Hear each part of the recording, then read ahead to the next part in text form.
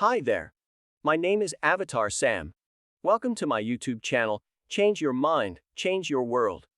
Over the next 48 days, I'm going to talk about the 48 laws of power and provide real-life day-to-day examples on how to apply them. The number one thing about life is that it is not fair.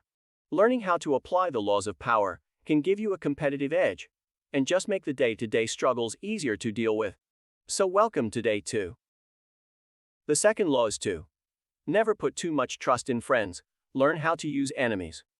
An example of this would be, in business, it's important to be cautious of those who may appear to be your friends, but could ultimately be looking out for their own interests. It may be more strategic to build relationships with those who are your competitors or adversaries, as this can help you stay one step ahead. Another way to think about it is, keep your friends close and your enemies closer. One of the best but harshest realities is accepting the fact that people change, and the way they treat you changes. Someone can love you wholeheartedly today and completely hate you tomorrow. If you overshare and that person you love turns into an enemy, you now have given an enemy the roadmap to destroy you.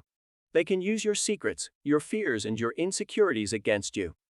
That's why no matter how much you love someone, it's always best to still have healthy boundaries and keep some things to yourself.